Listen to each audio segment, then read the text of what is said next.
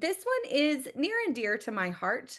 I won't speak for any other organizations, but I know I have come up through the ranks in nonprofits where um, leadership really felt that the most pressing metric, the most important thing was dollars raised.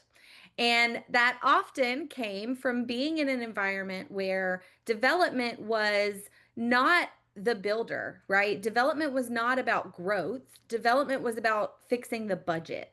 Development was about meeting the gap in operations. They didn't always have a seat for development at the table as there was planning happening, as there was annual forecasting happening. And in an ideal world, we as development leaders would be helping to set the course on which we would then be fundraising. That's an ideal situation. And in many of your cases, I hope that that is the truth. Unfortunately, we are often left to manage up, right? We need to share data, we need to share anecdotes, we need to share a lot of explanation and sometimes education to our leadership so that they can understand, yes, we want to meet those high fundraising expectations. Yes, we want to hit our fundraising goals, but we also are seeking to build and maintain long-term relationships. We want to build funding partnerships, not ATMs, right? Go on to the next slide, Trish. The key for us as fundraising leaders is to strike a balance. We need to instill confidence in leadership that we understand the sense of urgency. We understand the need to report on and impact the dollars raised day over day, month over month.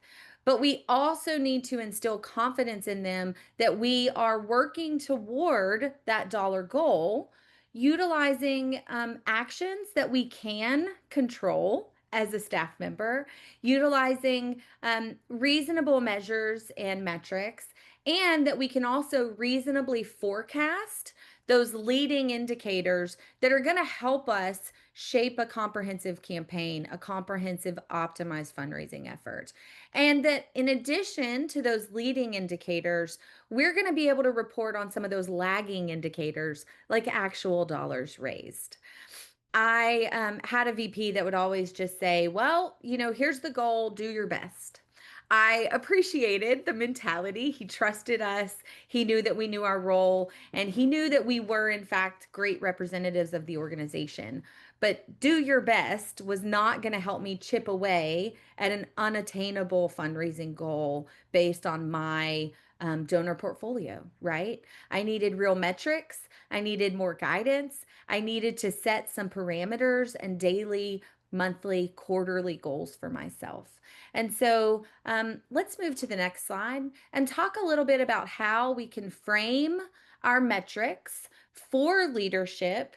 And then Michaela and Mary are going to help me share with you some additional detailed metrics that you should be looking at or you should be figuring out how you can easily track and measure these things, again, so that you can paint a comprehensive picture for your leadership. So when you are preparing a dashboard or building out your monthly report for the board or for your one-on-one with executive director or CEO, you want to be reporting to them across three categories. You want to be talking about progress to date. That is usually year to date, fiscal or calendar, whatever you guys operate in. That's also perhaps campaign to date. So if you're working with Pride and you've launched a comprehensive campaign or a capital campaign, a special project, you're going to be tracking that number separately so that you can report on both aspects of fundraising, right? Year to date dollars raised, as well as over a multi year campaign progress to date. That's going to be your dollars raised. You're going to report on things like percent to goal. These are all good snapshots and indicators. Again, those are lagging indicators because we've done the action. It takes a little while for us to receive that check or that pledge commitment. You're also going to want to report on frame your metrics through the lens of activity and donor pipeline health. Again, this speaks to the things that we as fundraisers can control. So I can control the number of donor meetings on my calendar and within my schedule. I can control the number of donor proposals that I'm putting out. I can control the way that I am working my donor relationship moves, right? I have this percentage of my portfolio that's in discovery, in qualification. I might have this percentage over here that is in cultivation. We are moving very strategically toward an ask. I'm figuring out what's going to be the right ask. And then I have a percentage of my portfolio that is in solicitation. Either I'm scheduling and presenting a proposal, or they are considering that proposal. We might be negotiating about the fine details, right? So those are the donor pipeline health types of metrics. And again, we'll dig in a little bit more. Strategic growth. This is a really important area that we want to frame for our leadership. We don't just want to talk about dollars in the door. We want to talk about retention. We want to talk about recapture, right? We had a lapsed donor that was really faithful to the organization, but for some reason they fell off. Their credit card might have just stopped working. They might have forgotten that they hadn't given, whatever that is. We want to be retaining and recapturing, as well as identifying new relationships. And there are some really good tools and tricks that we can use to capture and report on that data. At the end of each of our slides and at the end of the presentation today, we can also share some suggested language that you might use for summarizing these data points across these three categories so that you have a really great tool to help communicate not only the pretty data that you're going to put together and share for your leadership, but so that you can tell that story in a way that is meaningful and well crafted to very quickly build confidence in your leadership without pressuring those short-term results, like bring us all the money, so that you are not risking those donor relationships. Okay. I'm going to hand it over to Mary to talk to you about pipeline development metrics. Thank you for that, Jenna. So as a young fundraiser, I watched Lehman Brothers collapse.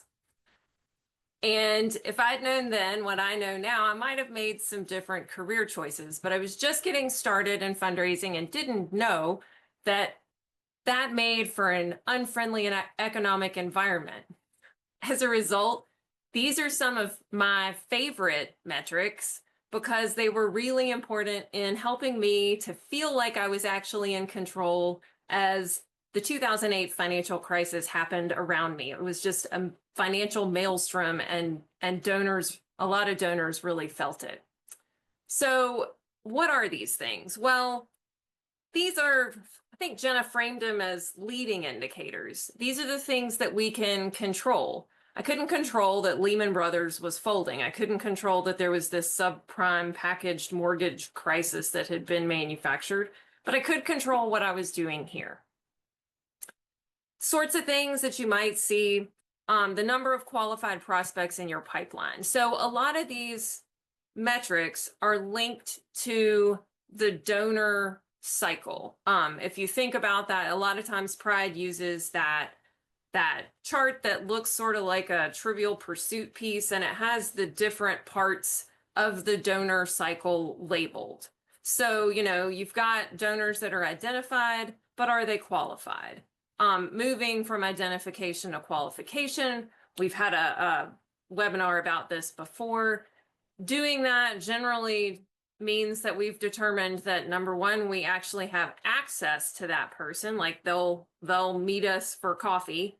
And two, maybe we've met them for coffee and they're interested in learning more. So getting folks from identification to qualification is actually a big step. Pipeline value. So as donors move through that cycle, the likelihood of us closing a gift and the likelihood of us having a scientific guess as to what the dollar amount of that ask and that gift may be increases. So as the donor moves from qualification to cultivation, from cultivation to solicitation, the likelihood of that gift closing increases, and you can represent that as a statistical likelihood that that dollar amount is going to come in. So your whole pipeline value, you may have somebody who's in qualification and you think there's a 20% chance at that stage of closing a $100,000 gift with them. But then you've got somebody else who's actually been solicited and you think there's an 85% chance of closing a $20,000 gift with them.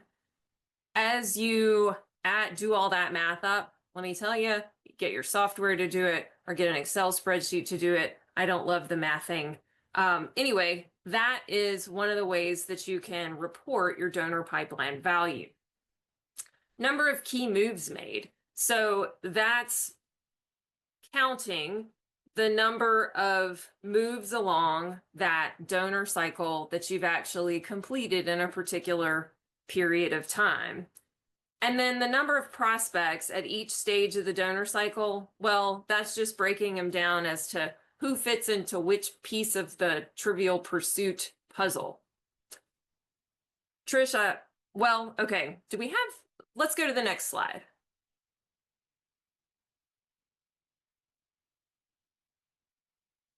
Oh, nope, I thought there was another slide between. My mistake. Anyway, if we want to do the sort of progress report from the previous slide, if we're talking to the board, we might say something like, as of May 14th, we've secured $425,000 toward our $750,000 annual goal, representing 57% of target. This includes $275,000 in received gifts and $150,000 in confirmed pledges. While dollar totals remain the clearest metric of progress, it's important to note that our pipeline includes additional high probability commitments expected in Q3, aligning us well with projected year-end goals. It's a lot of words, but it frames up the fact that there are other metrics to report and to pay attention to that can predict what we might see as we go through the latter quarters of the year. Other activity-based metrics that are still these inputs that you can control are listed here on this slide. So these can help the leadership see the work being done behind the scenes. When they're just looking on paper at what you do, it can just get to be like they expect for you to be a money factory for them. And they don't really understand or internalize the amount of work that goes in to actually get that money in the door. These sorts of metrics can help people understand the work that you're doing to move things forward. Number of meetings with donors and prospects. Obviously, we know that the money's not to be found in the office. We've got to get out and meet with people. You might want to segment this by new donors that you're meeting with versus existing donors that you're meeting with, simply because initial visits are so important for keeping that pipeline vibrant and refreshed. Number of proposals delivered. This is one of those that's sort of in your control and sometimes sort of out of your control. I've been planning to present a proposal to a particular donor who suddenly told me that they had just faced an unexpected cancer diagnosis. That was out of my control. If everything had gone forward as normal, as it does much of the time, I would have gone ahead and presented that person that proposal, but I ended up having to kind of change the presentation date that I had planned on that and push it down the road a little bit. But that's the exception and not the rule. You can get proposals out the door. Finally, touch points per donor segment. So this shows how intentional you're being about stewardship and cultivation. Touch points can range from sending a person a particular story that you saw that your organization put out that you think would be of interest to them, to sending them a birthday card if you happen to know their birthday. Touch points are really tailored to a particular donor, and keeping track of those numbers isn't just keeping track of busy work, because these are meaningful pieces of building a relationship. So here's some sample language. Again, I think, Jenna, correct me if I'm wrong, we all have this sample language available at the end of the, like, Yep, at the I end of threw the, it in the because, chat as well, so you okay, can steal it from there, but if you're interested, please, either poke me in chat, I'll shoot it to you, or email your Pride lead. We can send this in a Word doc, so it's easy for you to edit and implement. yeah, because I'm not an auditory learner. I thought it was on a slide, and I have a hard time internalizing it when all I do is hear it. So, like, example language for this if you needed to report it to your board. This quarter, our development team has conducted 34 one-on-one donor meetings, submitted 8 major gift proposals ranging from $10,000 to $100,000, and engaged in 92 personalized stewardship or cultivation touches.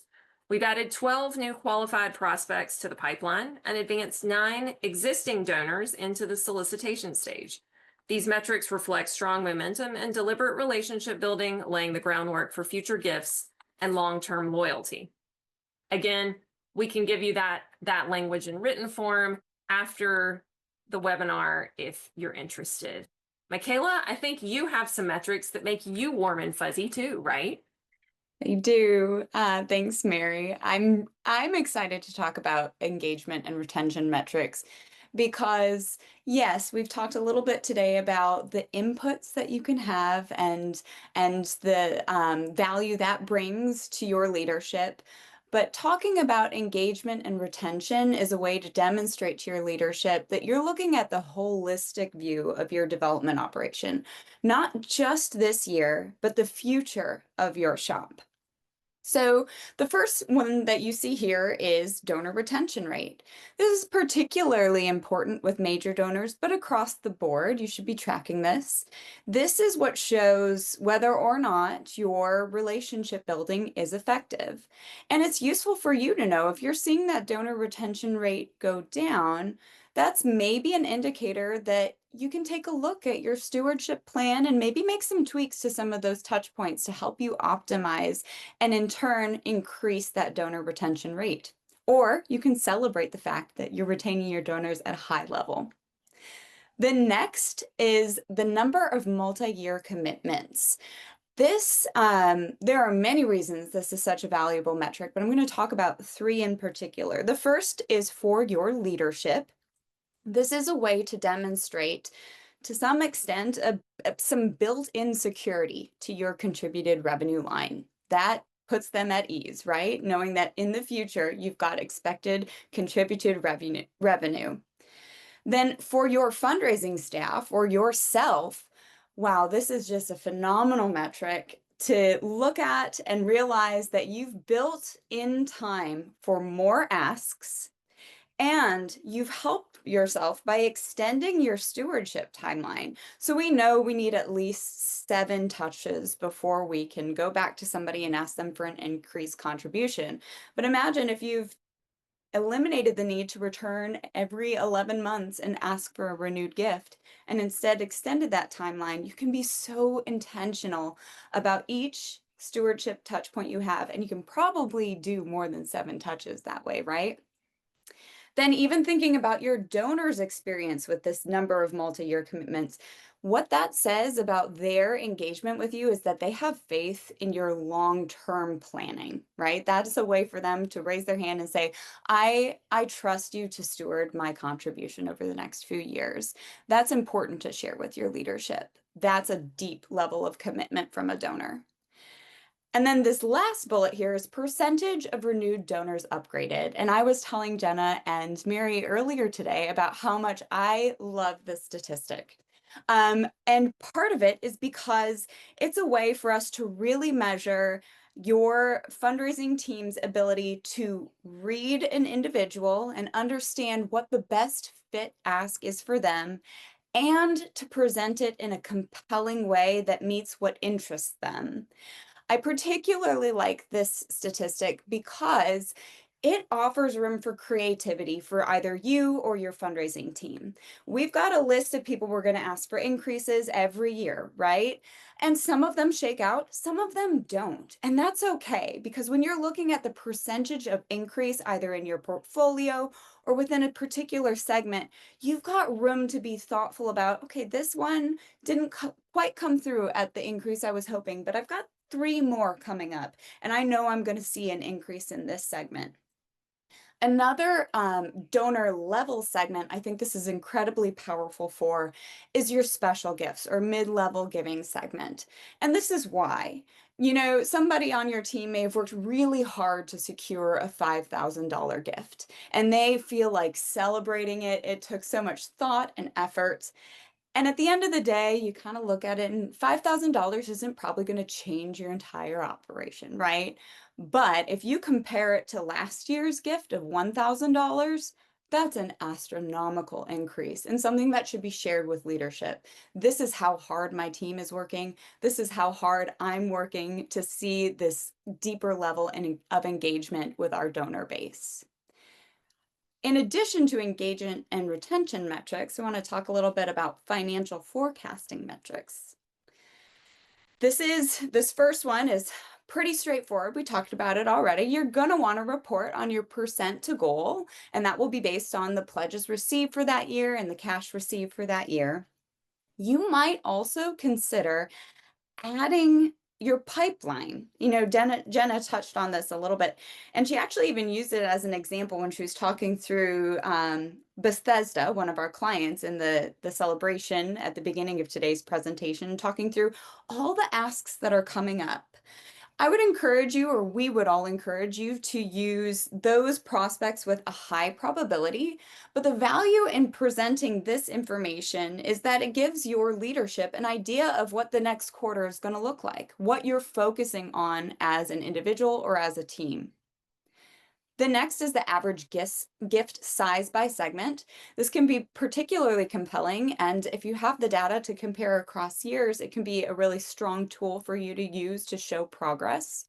What this might look like is, you know, you've got your major gift segment, your special gift segment, your annual gift segment, and by sharing the average gift size or the mean gift size, you're showing the quality of the investment in that segment as opposed to just quantity.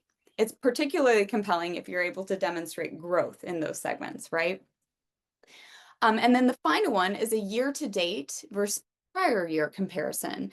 This is a particularly important one for you to know. And as you set your goals for yourself or your team, it's also a useful tool to have ready and available when your leadership asks you to cover a gap. I think it was Jenna that mentioned sometimes in fundraising shops, you know, there's a gap or a need at your organization internally, and everyone turns to the development team and says, how are we going to do this? Of course, you're a great colleague and you're going to do your best to support that gap. But by having some data from previous years, you can make a realistic guess as to how you're going to be able to accomplish that together, and then empower yourself to make recommendations. So maybe there are some other shifts we need to make in other departments as well. All right, so in order to kind of, just like Mary's been doing and Jen's been putting in the chat, I want to give you an example of how you might present this even on a one-on-one with your leadership or at a board meeting. So our donor retention among those giving $5,000 and above is at 81%, which is well above the average across the industry and a strong indicator of meaningful engagement. 3 multi-year commitments were secured this quarter, which included a new 3-year pledge from the Jefferson Family Foundation, which totaled $90,000. And most importantly, I want to share today that 22% of our renewing donors have increased their giving. Almost a quarter of our donors have increased their investment in us. This shows deepened commitment to our mission, and they're indicators that are pointing not only to near-term progress, but the sustainability of our fundraising strategy. And again, take a look in the chat if you want to copy some of that. Next, I'm excited to turn to Jenna, and she's going to talk a little bit about how we can tell stories with the metrics we've been talking about today. Thank you so much, Michaela and Mary. I just threw all of the samples for board language. Again, if you're interested in getting a copy, like a Word document that you can edit and begin to implement, I have all of this language available for our team to share with you. I am also working on, and other members of our team have created for various clients, some client dashboards that we use as we're working through campaigns. So we can put together something that directly relates to today's slides, as well as broader comprehensive campaigns. Would love to share some of those resources with you guys. I'll make sure Trish has the documents after today. I want to talk just briefly about the qualitative insights that are important in managing up and helping paint that picture, right? We talk about this often with our clients with regard to um, soliciting a gift or shaping their case for support for a campaign, right? The quantitative, the data points are important, and a lot of our donors are very analytical, and those numbers and facts and figures are going to be very meaningful to them. But as we just talked about last week at Pride Academy, folks like me might be more compelled to give based on emotion or a really strong story that brings those data points, facts, and figures to life, right? When you are able to turn your numbers into a compelling story, incorporating the narrative for a prospective donor, an impact report, but also in painting a picture for your board or your executive leadership. These are really powerful tools that can help individuals see the work in action. It can also, with regard to your board, help them fill their tool belt, right? We want to give our board fresh, new talking points so that they can be really strong advocates for our organization in their day to day lives. And yes, giving them materials to leave behind is often the first ask that they make. But training them, coaching them to tell a compelling story about the work of your organization is usually a much more exciting way to get them engaged in the work and to help them strengthen their skills as fundraising cultivators and connectors. So think about donor spotlights or testimonials that you can share as part of your board reports. You or your marketing team members are likely building these bits of content for your newsletters, for your website, for your case for support. Don't forget to share them directly with your board. Just because your board is on your newsletter email list doesn't mean they actually read or digest everything that they receive from your organization. I hate to be the one to break that news to you. They don't always read the stuff we send, right? If we break it down for them in a board report where it's very easy to digest and it is tied again to those metrics that they care the most about, right? Those lagging indicators in many cases. It helps build a better picture. It also is going to show them why donors are giving to your organization. It's going to show them how donors have been engaged in the life of the clients that you're serving as well. So think about really good donor spotlights. Think about those testimonials of impact that your donors are sharing with you, how you can capture and share those with your board. Thinking about client testimonials. Again, you're gathering this information, or your marketing colleagues are gathering this information day to day. Be sure to include it and use it with your board reports. It's really powerful. It ties them back to the mission and the reason they likely joined your board in the first place, right? They want to do good in the world within your particular niche area of service. I also want you to think about capturing and reporting on board engagement with donors. This could be a difficult data point for you in early days. If you do not live in an organization with a strong culture of philanthropy, these data points might look a little bit depressing at first. That's okay because we are training the board to be the servant leaders that we need them to be at this time in the life of our organization, right? So think about capturing the number of board referrals, the number of board involved donor meetings, right? My board members brought in 5 new prospects for discovery tours and visits this month. That's a great tool to motivate new board members or those that are a little disengaged to step into the work of fundraising in a way that's a little more approachable and a little more comfortable. Um, Maybe we're reporting on the number of board driven asks to new donors or folks that have been in cultivation. Again, it shows that fundraising is not a solo sport and that we need all of our board members to play a role in this game of fundraising, right? It also shows teamwork, it shows momentum. We are oftentimes the relationship manager as the lead fundraisers on our teams, but we don't have to be the single owner of that relationship, right? We are the ones that are coordinating site visits. We're coordinating a call from a subject matter expert at our organization. We are coordinating coffee with our CEO, and we're coordinating that board member or that very convincing closer that's going to come with us and actually help make that solicitation. So, again, reporting on these opportunities where you have built a strong team and you're seeing momentum and you're seeing success is going to instill that energy across the board. And it's going to show everyone that even though I'm afraid to ask for an outright gift from my friends, I can play a really, really important role in the fundraising process. Um, Taken together, and I don't know if there's one more slide. I'm sorry, Trish. Go ahead.